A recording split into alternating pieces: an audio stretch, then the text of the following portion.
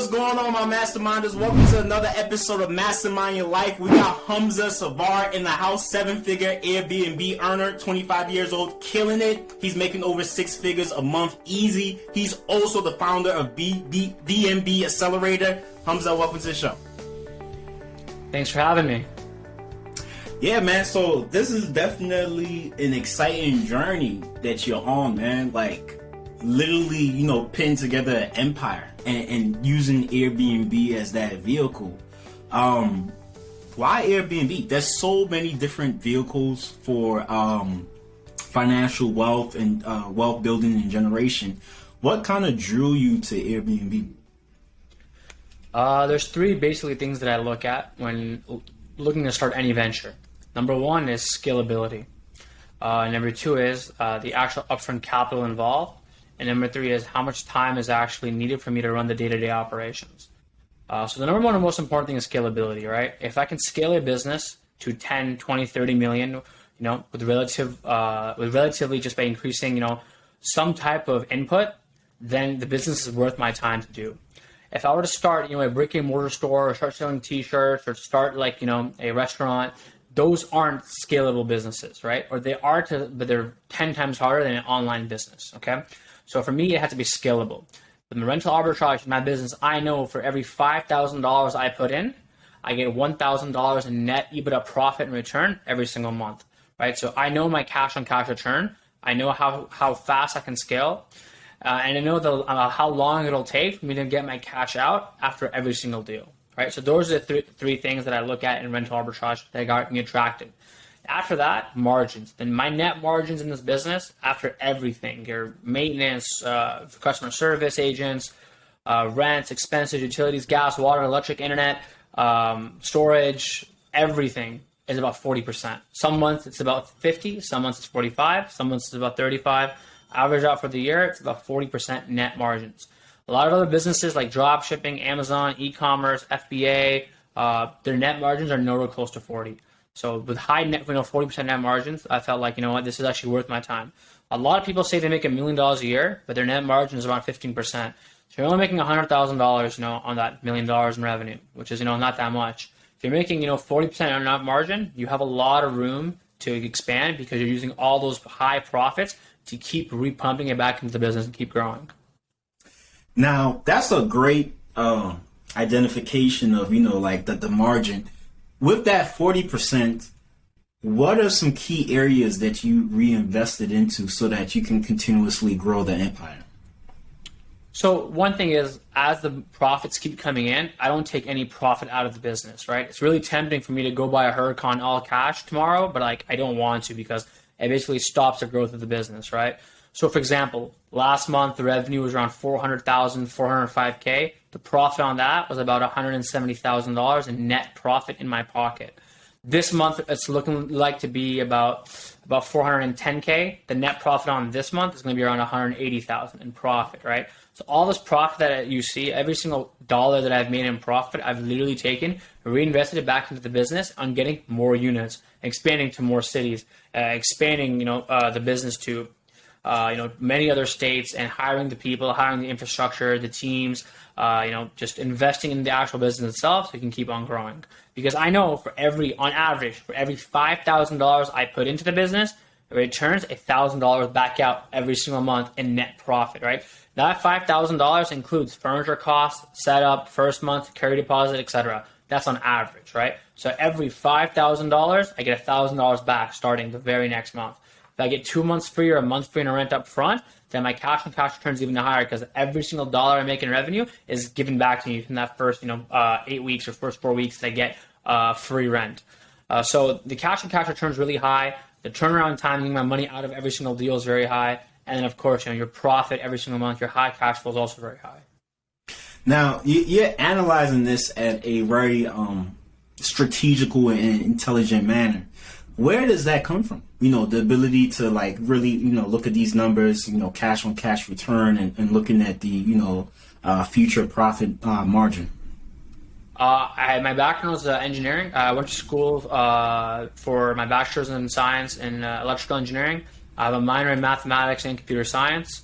I worked as an engineer, and just, I was really good at math in school. Math is what I did all day long. When I would do for example calculus 2 integral calculus, I had one of the highest marks in my entire graduating class that year. Like, I just love math. That's all I do long as math, right?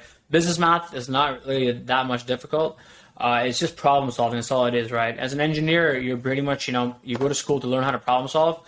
In business, all it is basically problem solving. You got to think 3 to 6 months, sometimes even a year or 2 years ahead.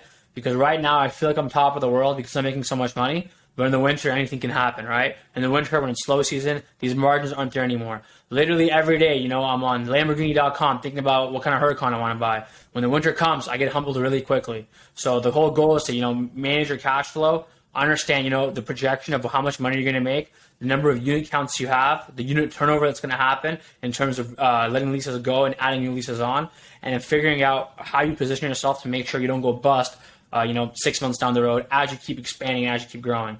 A lot of companies, went bankrupt in this business when COVID happened. Domino's, Stay Alfred, a lot of these companies, went bust simply because they didn't manage their cash flow. They were expanding really aggressively. They had the VC money, but their goal wasn't to be profitable. Their goal was to gain market share. I'm not VC backed. I don't have any investors. It's just me, myself, and I. So my whole goal is to make profit on every single unit. There can never be a time where I'm not making profit. As long as I'm making profit, I'm alive, right? The minute you can't pay your rent on that first of the month, game is over. You lost. You can't do anything about it, right? No one's going to give you $100,000 and then the very next day to pay off all your rent, right? So as you keep expanding responsibly, you have to understand how much actual net free cash flow you're going to basically get. That way you can strategically expand, close those deals, but know that in case something does happen in the winter, you'll be okay. Incredible. And, so it's almost like risk averse. You have to be risk averse. Yeah. So what variables do you look at to, manage or to keep under, focus, to pay attention to the most in order to make sure that you're not, heading in the same direction as some of those other companies that were VC backed, or just individuals out here that started but really don't have a firm grasp of their numbers? In terms of key metrics I look at, one is basically seasonality, right? Seasonality plays a big, it's a really big key driving factor in growth and expansion. For example, over this last 6 months, I've expanded like crazy because every single deal that I've negotiated, every single deal, almost every single one of them, maybe 50, 60 units that I've added to the portfolio, I got 2 months free. The reason why is because I negotiated those deals during the wintertime.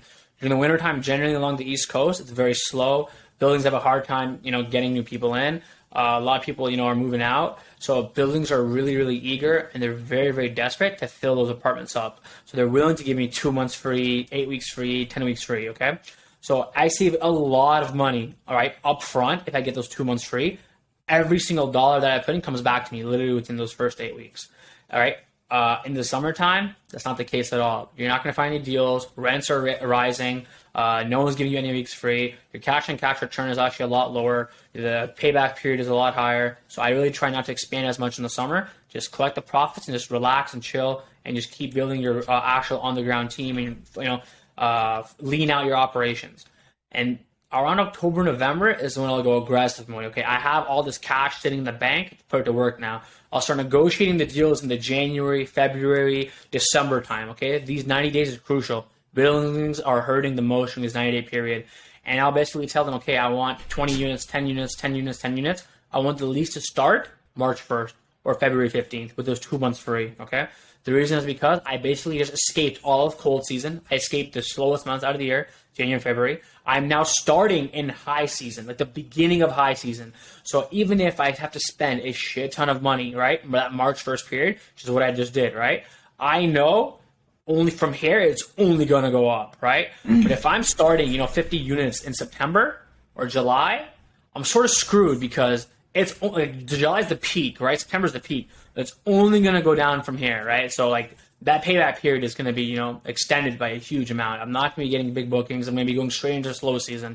So it's not a good, return on investment to start the business or start expanding the business during the high seasons, right? You want to negotiate because the negotiations take a while. On average, it takes me about 30 days to 60 days, right, for the negotiations to go through. I'll start a conversation with the building. I'll start negotiating, and within about 3 to 4 weeks, we come to terms, sign all the papers, sign the contracts, Everything will be done after that 30, 60-day period. But then I'll say, listen, I want them at least to start March 1st or February 15th, right? And I want those 2 months free. So I'm skipping that entire cold season where there's barely any bookings and just start right away in high season. At the beginning of high season with those 2 months free, get all that cash back and just rinse and repeat. Incredible. What do you think are the factors that kind of siphon or, or inefficiencies that kind of like, trickle out money that can be reduced in order to help, infuse more cash flow into the overall future profitability? So one of the biggest things is housekeeping, right? I'll give you an example. In Dallas, for example, I was paying, so for the last year, I've only been in Dallas for a year now. The business has been paying about $100, about $85 to $100 to clean a one-bedroom apartment through a third-party cleaning company. My cleaning bill on average in Dallas is around, $10,000, has been around $10,000 a month, okay, with the amount of turnover we have and the unit count. I just got rid of everybody in Dallas that was a cleaning contractor. The cleaning company actually decided to start their own Airbnb business. So they basically gave me a 30-day notice saying, we're actually going to be leaving you. So in my head, I'm like, oh shit, I pretty much have, all these units in Dallas, no cleaning infrastructure whatsoever. So, I moved down here. I built out the team, hired a girl. I pay her $18 an hour. I pay for her living. And then she went and hired 5 additional people at $14 an hour. So my cost of cleaning now has dramatically been reduced. The actual time it takes to clean a one-bedroom apartment, let's say it's an hour and a half, right? So the amount of hours, like labor hours it costs to clean that apartment is now $25 an hour. The actual cleaning supplies that I supply, let's say it's about $3 to $4 an hour. Oh, sorry, $3 to $4 per unit. And the laundry turnover, detergent, actually using the commercial laundry facilities right next door, let's say it's an extra $3, right? So my actual hard cost on cleaning a one-bedroom apartment is around $30 now, $30 to $35, rather than before when it was $100 per one bedroom, which I'm not losing money. It's fine. I'm charging the guest that same fee, that $100 cleaning fee, right? It's basically a wash. But now I've kept the same cleaning fee of $100, but I'm pocketing an extra $50, $60 per reservation, right? That's an extra, $5,000 in my pocket per month just in one city, right? The city that I have the biggest cleaning fee right now and that I'm paying the most in is Detroit right now. Paying about $25,000 a month right now in Detroit. I haven't done that same model in Detroit, right? We're still using the cleaning contractor. We're still using cleaning contractors in Detroit, but eventually, as we grow, time goes on, I am going to go down and just do the exact same thing. It was a lot easier to do it in Dallas because there's a lot of all my workers in Dallas, all my workers basically everywhere are all Hispanic, right? They're all Latino. It doesn't really exist in Detroit. Can't really find that in Detroit, so it's a lot harder. But in Dallas and Austin, it's not a problem, right? It can be done really easily. Paying someone, $13, $14 an hour and do a really, really good job compared to paying someone, $17, $18 an hour, plus benefits, plus 401k, plus healthcare. There's such an added cost you don't need to add, right? You want to be lean as possible. You're paying someone $13, $14 an hour and, your cleaning cost is so, so low. So even in slow season, you're still making money off each of your individual cleans. Incredible. Now, the question is, as you're building this empire, right, you have the properties looking at you, these cleaning crews looking at you, real estate developers looking at you. Have you started getting approached by people that potentially want to be partners or people that just, hey, look, 𝐾𝐤𝐤, we see that you're killing it. Here's 500K, here's 150K, and we want a certain percentage of the business, or we want you to take this and invest this for us strategically into Airbnb? Yeah, I get those messages. I get 10 of those messages every single day. And I'm like, I don't need 500K, dude, in cash. I have 500K in cash, right? I don't need that, right? For me, at the end of the day, there's only 3 reasons why you should partner with somebody. Whether it's skill set, does that person have a skill set that you don't have? Do you need them for something? Is it capital? Do they have money that I don't have? No, I have money. Or is it time, right? Do you have time that I don't have, right? I don't have a 9 to 5 anymore. I have all the time in the world, right? So when it comes to people telling me, here's 500K, can I buy into? No, dude, it's wasting my time. I don't need anybody, right? I don't need you to give me 500. I have 500K. I have 100,000 to go put into the business. For me, it's the more hands that are in the basket reaching, that's less profit for me at the end of the day, right? I want to be able to go into my bank account. If I want to go buy a $300,000 car, I can go buy it. No one's going to tell me, no, that's investor money. No, it's my own money. I can do what I want with it. Incredible. Now, as you're doing this, right, and more people are coming into the market, how do you keep that edge in terms of acquiring more properties and putting them under contract? So a lot of people that are starting out, you have to understand, right? Like in this business, when you're starting out, you can't just walk into a luxury A-class building and grab 20 units. That just doesn't happen, right? I can do that. Other people can't. My competition is with Front Desk, Barsala, Sonder, Hello Landing, all these big institutional companies. I'm in the exact same buildings as them. I'm in the exact same floors as them, right? That's my competition. Every single day, those are the people that I'm competing against. Not the person who just started last week who picked up 2 properties in, a Class B neighborhood. That's not my competition, right? My goal is to basically, be at their level in the same building, same area, same neighborhoods as them. And to get into those buildings, you have to have a lot of money. You need to have a lot of references, and I mean a lot of references. You need to have a proven track record of paying rent for, hundreds of thousands of dollars every single month. Buildings are taking a big chance of giving you 20, 30 units, right? So they want to make sure you can pay your rent for 20, 30 units. So they want to see, your business credit. They want to see that you're in an established company. You have, people in place to make sure, things are operating smoothly. So just like how you want to make sure, you're going to make money, the building wants to make sure that you're going to make money. That way you can pay rent. So I'm not really worried about, everyone starting, because it's going to take them a very long time to get where I am. And by the time that happens, I'm going to be 10 steps ahead anyways. Incredible. Now, if you could go back in time to when you just started, what would you, or how would you coach that Hamza of then? What would you kind of lead them through? Yeah, so if I could go back and tell myself there's certain things that I had to do, I would probably tell them, number one, quit your job. That was my biggest thing, man. Like, I wasted so much time working that 9-to-5 corporate slave bullshit that I should have spent working on the business. Like, when I left Philadelphia last May, I moved back to Canada, Windsor, Ontario, and I was working every day, dude. 9 to 5, waking up at 7 a.m., driving to work an hour, working like a 9-to-5 slave, making 65, 70K a year, driving back. And like my day was at 6 p.m. If I go to the gym, it's 8 p.m. I have literally 2 to 3 hours left in my entire day to spend time with my wife, spend time with my family, see my friends, or work on the business. So literally, it's like so much time of mine was wasted by being a straight corporate slave for X amount of years. It's like, imagine making $100,000 that month and sitting at a desk for $30 an hour. Like, imagine that, right? That's literally my mindset. I was going mentally crazy that everyone around me is like coming in early, staying late just to get that 4% raise.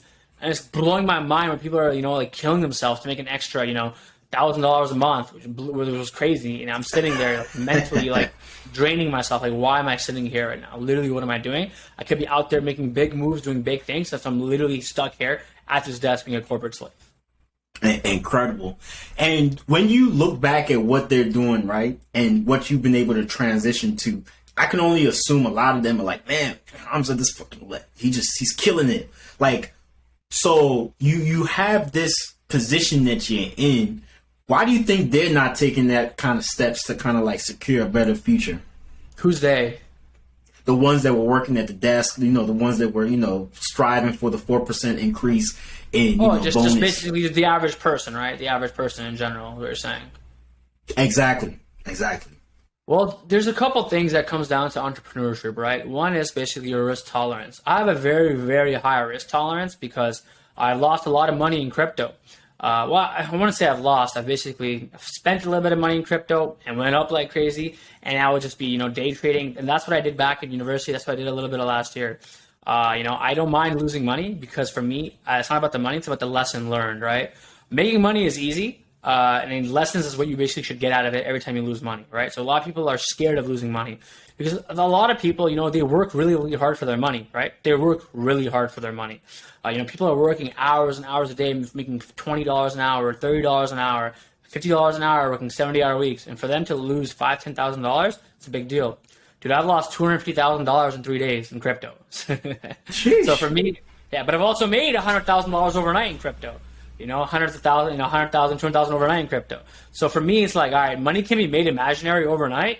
I'm not really that worried anymore about losing money. So that's like a whole different side of, that's I can go on about. But like for me, it's like, I know making money is not hard and losing money is not a big deal. So like, cause I've lost so much overnight and I haven't really lost leftover. I haven't really lost any sleep overnight, right? So it's not really a big deal. If I end up losing money by starting any business or any venture, like it's fine because I've stomached losses before, right? A lot of people don't want to be an entrepreneur because they can't stomach losing money, right? They can't stomach losing $2,000, $3,000. For a lot of people, majority of America, right, losing 4 or 5K is a lot of money, right? And just people aren't risk adverse, right? But the thing is, you're never gonna be able to do anything great in life without taking any risk, right? Nothing great in life comes from not taking any risk, right? You gotta take some risk at one point in your life, If asking a girl out on a date, that's risk. You're gonna get rejected, right? But on the 1% chance you might say yes, it's worth it, right? Starting a business, is really risky. You might lose $20,000, $30,000, but on that, percentage of a chance you might succeed and make hundreds of thousands every month, it's worth it to some people. So it really depends, man, how bad you want it, how long you're willing to work, and how much hours you're willing to put in. That's all it really is. A lot of people are really comfortable, comfort kills you. A lot of people just want to sit at home, watch Netflix, watch movies, watch anime, play video games, do absolutely nothing all day long. Dude, I was addicted to video games. I was playing Call of Duty 8, 10 hours a day. When I was working my 9 to 5, it just literally, in that slave mindset, it's like that bum mindset. And I realized, I'm like, all right, this is not making me any money. This is not productive to my life whatsoever. So I just put all that stuff behind, and every single day, it's like structured. We're like, all right, everything I'm doing has to benefit me either spiritually, religiously, financially, or physically. If it's not doing one of those 4 things, it is a complete waste of my time. It is zero effect on my ROI of my time. So exactly, that's really it, man. People are just comfortable. They don't want to do the hard work. Nah, yeah, exactly right. You hit the nail on the head. Now, one thing that's also incredible, right? Do you believe in the philosophy, like you're building this Airbnb empire, right? People will be like, hey, man, Hamza, start taking some of that money and diversifying. Start buying some real estate, start doing XYZ, business and acquisitions. Or do you feel like, nah, just take every single thing and broaden and increase the empire as much as possible so that there's extreme stability and it can stand? Like, how do you look at those two different philosophies and kind of like which do you apply? So when Steve Jobs started Apple Computers, he didn't diversify after he started making money in Apple Computers, right? He kept sticking with it, right? When Bill Gates started Microsoft, right, after he started making some money, he didn't diversify and started a different company, right? He stuck with one thing and made sure, he went through with the end. A lot of entrepreneurs, like, they don't realize that if something is working, put more gasoline on the fire and make a bigger fire, right? 90% of people think that, a millionaire has to have 7 streams of income. It's bullshit. It's not true. I don't know any millionaire that is actually making a lot of money with 7 streams of income, all making an equal amount. I guarantee you, one stream of that, like that one income stream, is making probably 80% of their income, right? So out of those 7 streams of income, right, one of them accounts for 80% of that income, right?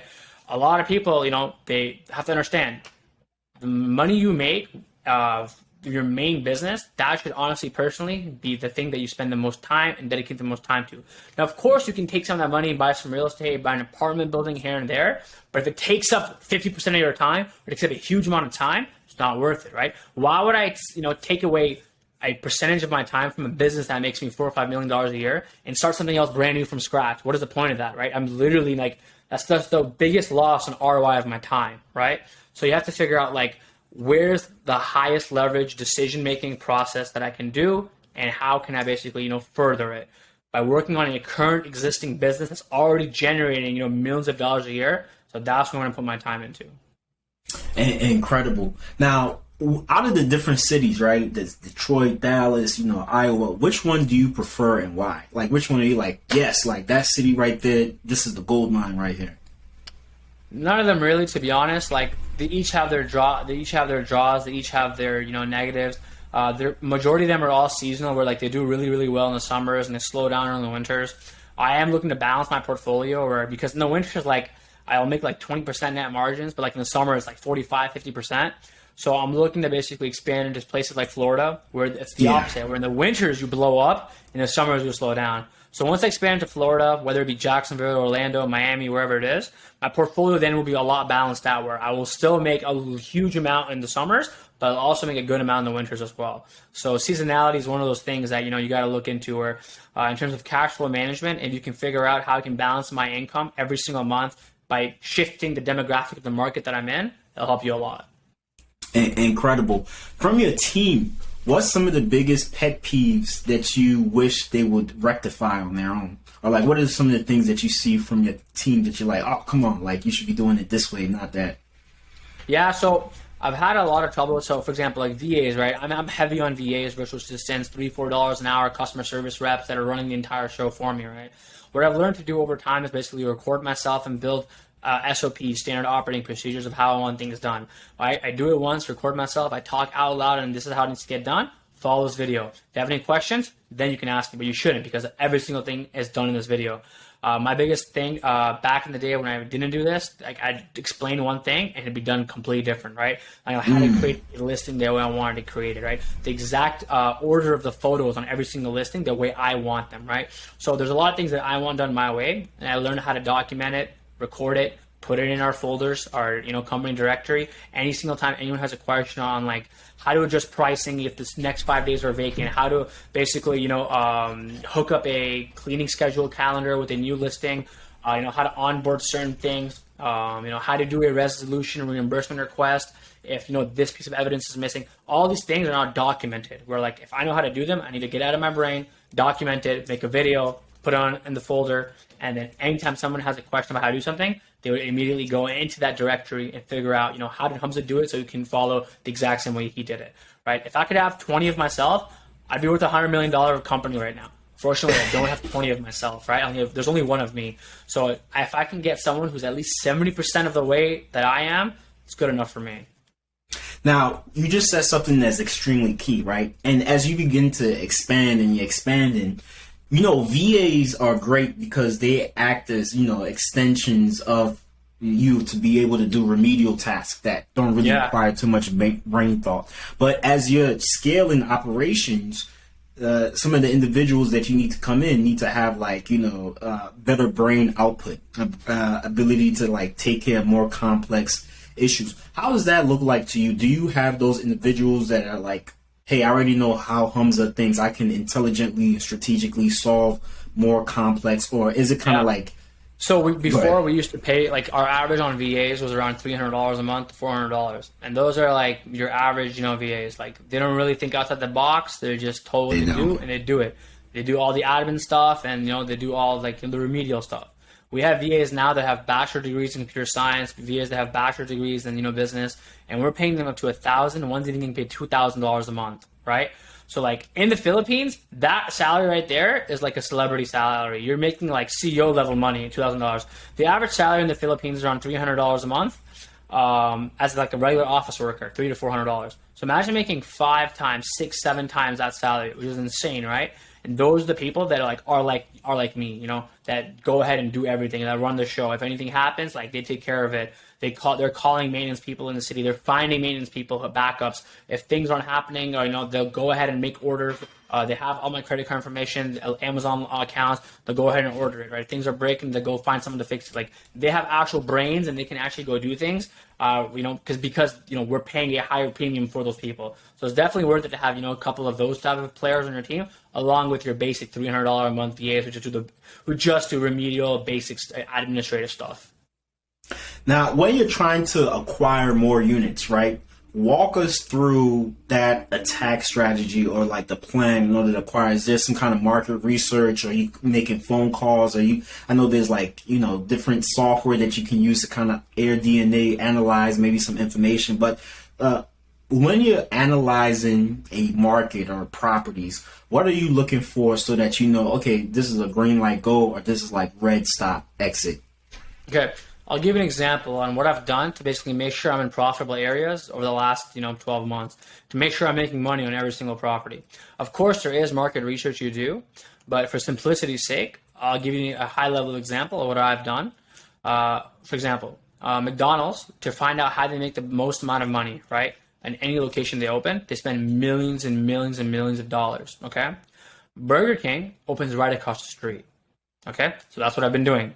That's what I love to do. I find out where all these big players are. All the big players are spending millions of dollars, right, being in these locations, and I'm going to go open up across the street or in the same building as them. Hotels. If I'm going to an area where there's not a lot of data on your DNA, are there hotels around, right? How much money are the hotels making? The occupancy of the hotels. If you looked at my Instagram story last week, I literally walked into a hotel, asked them, what's your occupancy rate for today? They're sold out of every single hotel room possible, okay? I went on AirDNA, had barely any data because this was a suburb. So because of that, actually doing that research and figuring out, all right, if a hotel's spending $10 million to open a hotel here, I should be fine without doing any other research needed because they did all the hard working, they did all the heavy lifting for me, right? So figuring out where the competitors are, where they're spending millions of dollars in market research, if I open up across the street, I'm fine.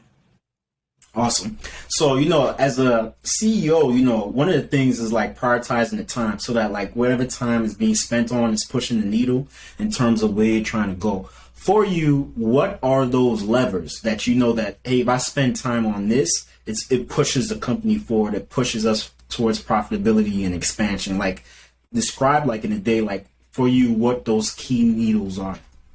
So I try to only spend my time on income producing tasks, okay? If it's not income producing, then effectively it's a waste of my time. It's not worth it. So anything that brings money into the business, it's worth I'm gonna do, and it's worth me spending time into. The one thing that obviously that you can't outsource, you can't hire someone else for, well you can, but is relationships, and that's meeting with building owners, negotiations, taking them out to lunches, talking to people, right? Those are key personal relationships that I have that I still do every now and then because those are valuable, right? That one relationship can open up 20, 30 more apartments. Exactly. That's something that I can't pass off to somebody else because that's a moneymaker. That's, even though it's not directly bringing income, that builds stability, structure, and future income that can be given to me. So that's something that I still do, that I like to do every time it needs to get done. Besides that, it's just overall taking a look at our business and seeing where are the missing pieces, where are we leaking money from, what things can we do better, what things can we do faster. And I'll tell VAs, figure out how to do this faster. If not, let's figure out if we can automate it. Then I'll go find someone to, find me a software or find me some piece of data that we can use to automate a certain task or whatnot. So for example, like a lot of our monthly reporting and our financial budgeting was all done, really like manually, right? We would take all the listing data from 𝐤𝐤𝐤, import it into Excel sheets, then take all the separate cancellation data, pet fee data, all the other data possible, early check-in, check-out data, right? And enter it all manually. One of the VAs we hired, we paid a premium for him. I think $700 a month. He's an Excel genius, Excel wizard. He created scripts to grab all the data, import it into Excel, just grab it from different places and just start systematically organizing it. So that saved about 10 hours a week just from the VAs alone. So I just try to find what things I can do to automate, what scripts or programs or softwares can be written to automate certain tasks to save a lot of time. Incredible. Now, talk about the branding, social media, that world of, putting yourself out there and letting the masses see you. Because some people will be like, Hamza, like you're making all this, no need to put yourself on social media. Just take all that energy, time, and, plug it back into the business so you can grow it even quicker. Talk about the benefits of branding and putting yourself out there and what it has led to for you. Or what you've noticed from it. Yeah, so I actually haven't had social media in a very, very long time. So if you try finding my social media before I started this social media, Hamza for Airbnb, you won't find any. I had maybe social media when I was in high school for a little bit, and that's pretty much it. I deleted it all. I told my wife too, when we got married, there's no point of having social media, just delete it, right? A lot of people that I saw on social media were just losers. Like, they would just post the highlights of their life, but in reality, you work at McDonald's, bro. It ain't that interesting, So social media for me was really boring. Then I realized, I'm like, you know what? Like, I see a lot of people, and I see a lot of people in real estate that are really working on their personal branding. And I realize now in 2022, your social media brand, your social media presence is your resume. It's literally your resume in terms of if people want to work with you or not. Just today, I had an inquiry about 5 brand new construction homes, right? That somebody wants me to do arbitrage on. All brand new construction, $4K a month in rent. And he found me through social media and verified me and knew that what I was doing was legit because of social media. I had another building operator with 8 apartments they wanted to give to me, and I'm still negotiating with them right now. And they said, like, after we went through your social media from 15 months ago to now, like, you're a legit deal. We like who you are as a person. We want to work with you. So being on social media, having a social media presence, documenting my journey is what I've been doing. It's a raw journey, right? All the crazy shit I've been dealing with, all the crazy stuff, all the problems, headache situations, and I document the problems, how to solve them, the things that I've done to overcome them. People resonate with it and they want to work with me because they trust me, right? And then on top of that, I started selling, my Airbnb rental arbitrage Airbnb course. I started that in January. So in 6 months now, I've made almost $275,000 in profit just from that course alone in 6 months, right? I think for the month of June, I'm at 55K, 57K, I think already, just by literally no advertisement spend, no ad spend whatsoever, just literally posting on Instagram and TikTok. That's literally it, right? And I just literally documenting my day-to-day journey, documenting my life. That's all it is, right? Because I'm an operator. So if I just document the operations, people see the action happening and they want a piece of it. And I tell everybody all the time, you don't need a course to learn anything. I've never paid anyone for anything. But if you value your time and you value, learning a skill as quick as possible and having all the information structured and organized for you, then go ahead and buy a course. Yeah, now nothing wrong with courses, and we do a lot of ads for course creators, and especially if you have extreme value, there's easy hitting 6 figures with it, 250K plus, and scaling it and really impacting the masses too as well, because it's like that Gary Vee effect. You're pouring massive amounts of karma into people, and it always comes back. When you think about like what social media is, right, and this construct that a lot of people try to put out this image of something that they're not, right? That's to kind of like get that attention and engagement. And you kind of been able to cut through it and say, hey, look, I'm keeping it real. These are the things that I'm going through. What about the hate? Because sometimes, we like to talk about like, oh, the love and the admiration. But what are you seeing? Like the naysayers are like, man, you're doing all of this, like F you, or like, what have you seen from that angle? Oh, 99% of all my comments are all hate. I love it though, because what happens is the more so you have to understand how the algorithms work on Instagram and TikTok, right? Majority of the videos that I make are all videos to trigger people, like to get them like annoyed, right? Or like they just don't like what I'm doing.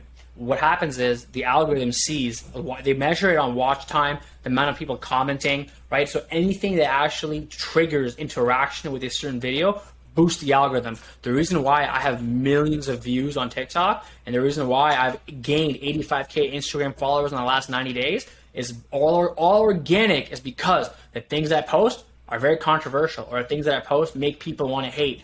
And what that does is it drives the algorithm. When the algorithm sees it happening, it pushes the video to everybody in that For You page, right?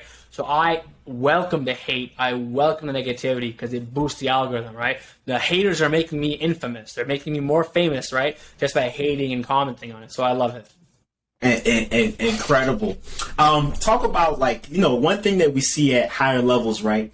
You're seeing these guys do summits. You're seeing them do conferences. You're seeing them do like, these masterminds, right? Yeah.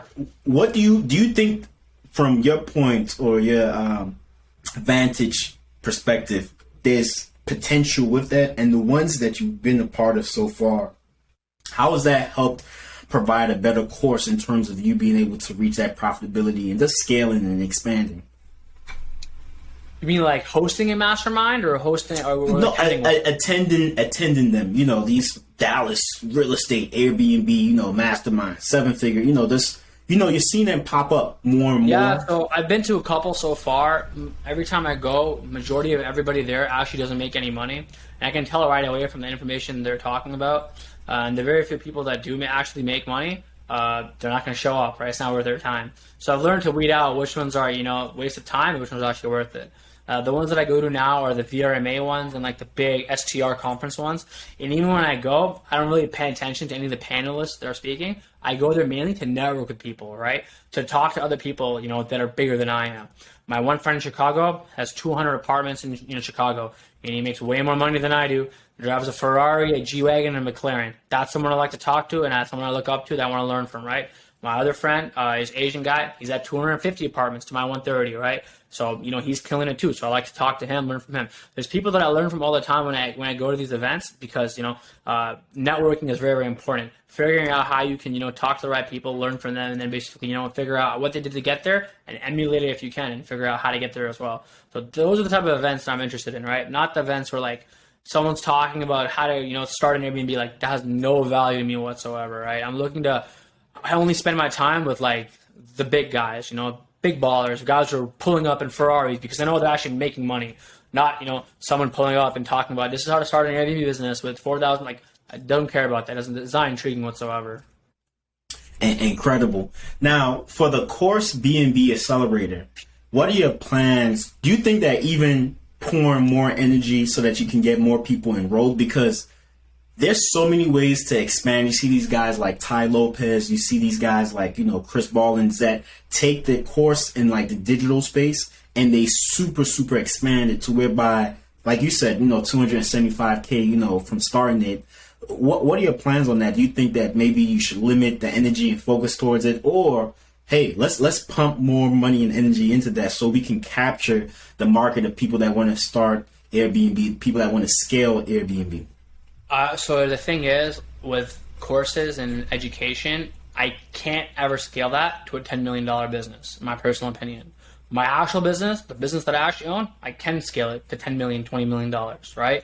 So I honestly don't spend a lot of time at all, like on course, like on, educate. Like I literally don't. I literally just post my Instagram stories. I'll post some videos here and there on Instagram and TikTok, and that's literally it, dude. I do not hop on the phone with anyone to convince them to buy anything. Nothing. It's all organic, dude. The link's in the bio. If you want to buy it, cool, and join our community. That's basically it. I'm averaging about $50,000 a month right now in profit from course sales. For me, it's just fun money. I take that money and go on vacation, man. That's pretty much it. Like I don't really, I'm being honest. Like I'm going to Europe for 6 weeks and 13 days. I just spend money on vacation and other stuff. That's pretty much it. I don't really spend it on making the courses any bigger. I literally spend my time that I have on growing the actual business.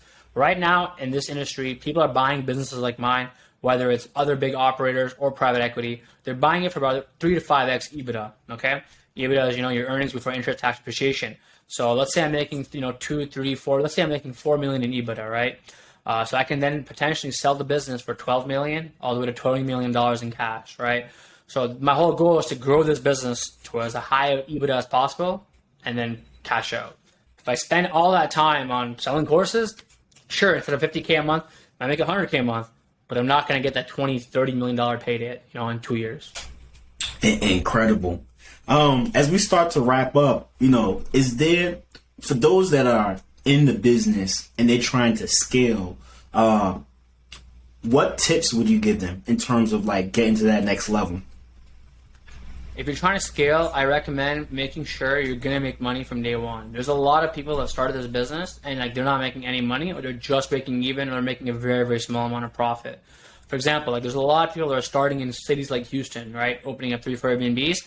After the first three months, 90 days, they realize I'm making razor thin margins, maybe making $100 or $200 a unit in profit, because the market is so saturated. That market is so saturated. There's a lot of supply and demand can't keep up with it, right? So how are you going to expand with your profits if you have no profits, right? If you can get into markets where there is a lot of margin to make a profit, then you can take that money and reinvest it and keep expanding and keep growing, right? You have to make sure you're profitable from day one. If you're not profitable, it's going to be very, very hard to grow. You have to understand, right? As you're growing a business, you have, let's say your margins at 50%.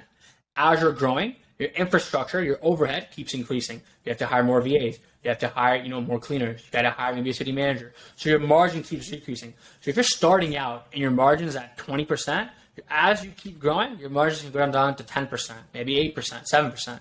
If I'm starting the business and my margin's at 50%, as you keep growing, the margins will go down to 40%, 35%, which is fine, right? So I have a lot of margin to grow and, increase my overhead accordingly. But if I'm starting out and I'm growing, but my margin is complete garbage, dude, as you keep growing, your overhead keeps increasing, your margin keeps decreasing, and you just end up making less profit at the end of the day. So that's basically it.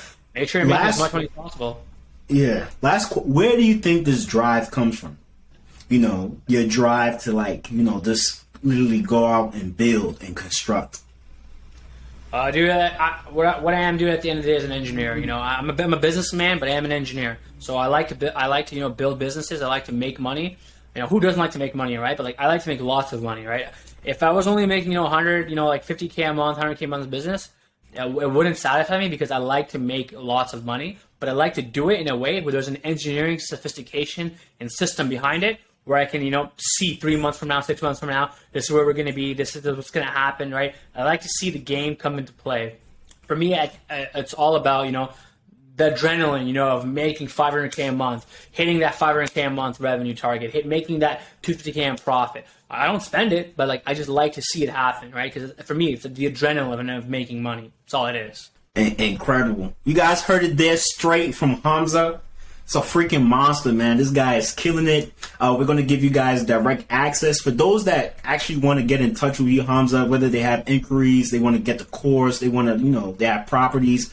What's the best way for people to get in contact with you? Yeah, just hit me up on Instagram. That's Hamza Zafar BNB. It's HUMZA BNB. That's my Instagram. I reply to like 95% of people at night before I go to sleep. So just go ahead and shoot your shot if you have anything to offer. If you want to buy the course, just click the link in my Instagram bio, and you can join our private Discord, our private Facebook community. We have about 180 people now, and it's all we do every single day is I help people and answer their questions. You have free access to me, and I basically help people with whatever they need help with. Incredible, man. Y'all bring on the hate so you can just feed the engine even more. You haters too as well. All right, masterminders. Until next time. You heard it there from Hamza, the Airbnb mechanical engineering monster, man. We appreciate you, Hamza. Actually, I'm electrical. My background's electrical engineering. Electrical engineering. Incredible. Incredible, man. We appreciate you for taking the time, the discipline, man. I can't wait to see what this is going to evolve into, man. SaaS, company holdings, acquisitions. I can only imagine the future from here, man. This is incredible. Thank you again for taking the time out of your day to be here. No problem, man. No problem.